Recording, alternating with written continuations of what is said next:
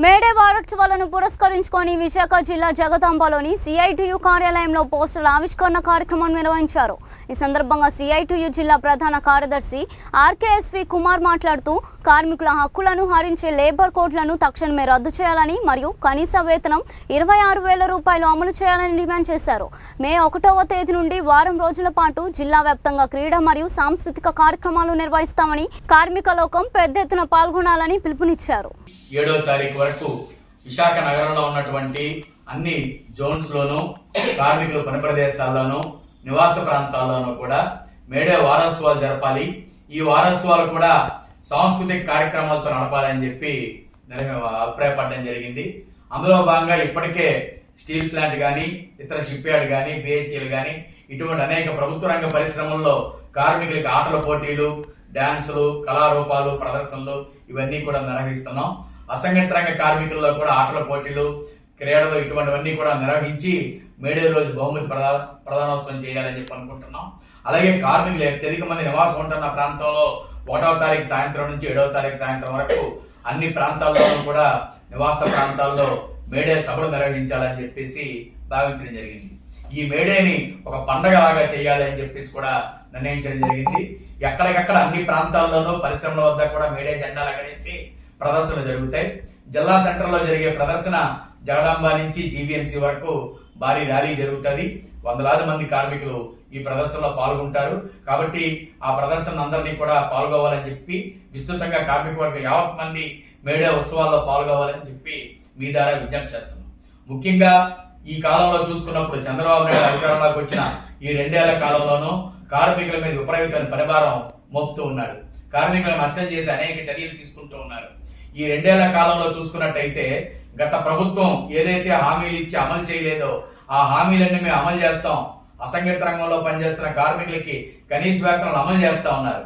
అంగన్వాడీకి కానీ, ఆశాకి కానీ, మున్సిపల్ కార్మికులకు కానీ ఇలాగ అనేక రంగాల్లో పనిచేస్తున్న మధ్యాహ్న భోజనం పథకానికి కానీ, ఆర్పీలకు కానీ, వివైఏలకు కానీ వీళ్ళందరికీ కూడా మేము కనీస వేతనాలు అమలు చేస్తా ఉన్నారు. కానీ ప్రభుత్వం ఏర్పడి 2 ఏళ్ళు అవుతున్నా సరే ఏ ఒక్కరికి వేతనాలు పెంచలేదు. వేతనాలు పెంచకపోవడం మాట పక్కన పెడితే ఉన్న వేతనాలు కూడా సకాలంలో చెల్లించట్లేదు. ఈరోజు జీవీఎంసీలో నెలల తరబడి 4 నెలలు 5 నెలలు తరబడి జీతాలు చెల్లించట్లేదు. అలాగే ఇతర ఏ రంగం చూసుకున్నా అనేక నెలల తరబడి జీతాలు పెండింగ్ లో ఉంటున్నాయి. ఇచ్చే జీతాలే తక్కువగా ఉంటున్నాయి. ఆ జీతాలు కూడా ఇన్ టైంకి ఇవ్వటం లేదు. అలాగే గత 15 సంవత్సరాల నుంచి కనీస వేతనాలు అనేది సవరించలేదు.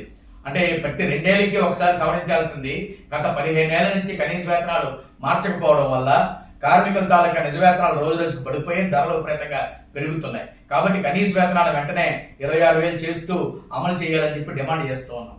మరో పక్కన ఏదైతే మేడే 8 గంటల పనిదినంగా పోరాట స్ఫూర్తితో ప్రాణాలు త్యాగం చేసి సాధించుకున్నామో ఈ రోజు దేశంలో నరేంద్ర మోడీ ప్రభుత్వం కానీ, రాష్ట్రంలో చంద్రబాబు నాయుడు కూటమి ప్రభుత్వం కానీ 8 గంటల పనిదినం కాదు, దీన్ని 12 గంటలు చేయాలి, 14 గంటలు చేయాలి అని చెప్పి కార్మికుల మీద ఒత్తిడి తీసుకొస్తున్నారు. ఎట్టి పరిస్థితుల్లో 8 గంటల పనిదినాన్ని పటిష్టంగా అమలు చేయాలి అన్న డిమాండ్ తో మరో మేడే పోరాటానికి మేము సిద్ధమవుతూ ఉన్నాం. కాబట్టి కార్మికుల కనీస వేతనాలు, ఉద్యోగ భద్రత, సామాజిక భద్రతతో పాటు కార్మికుల యొక్క చట్టబద్ధమైన హక్కులు ఏవైతే ఉన్నాయో ఇవన్నీ కూడా అమలు చేయాలని చెప్పి కోరుతున్నాం. అలాగే కార్మికులు పోరాడి సాధించుకున్న హక్కులన్నింటినీ ఈ రోజు లేబర్ కోడ్స్ తీసుకొని వచ్చి కార్మికుల హక్కులను కాలరాసే విధంగా కేంద్ర రాష్ట్ర ప్రభుత్వాలు పూనుకున్నాయి. కాబట్టి కార్మికులకు నష్టం చేసేటువంటి ఈ 4 లేబర్ కోడ్స్ అమలును తక్షణమే నిలిపేయాలి. ఆ లేబర్ కోడ్స్ అమలు చేయొద్దు అని చెప్పేసి కూడా ప్రభుత్వం మీద ఒత్తిడి చేస్తున్నాం. కాబట్టి మేడే స్ఫూర్తితోటి కార్మికులు ఏదైతే గత 140 సంవత్సరాల క్రితం ప్రాణాలు త్యాగం చేసి పోరాడి సాధించుకున్నారో అదే స్ఫూర్తితోటి ఎటువంటి పోరాటాలకైనా ఎటువంటి త్యాగాలకైనా మేడే స్ఫూర్తితోటి సిద్ధంగా ఉన్నారు. కార్మిక హక్కులను వదులుకోవడానికి సిద్ధంగా లేము. కనీస వేతనాల కోసం, ఉద్యోగ భద్రత కోసం పెద్ద ఎత్తున భవిష్యత్తులో జరిగే పోరాటాలు రూపొందించబోతున్నాము.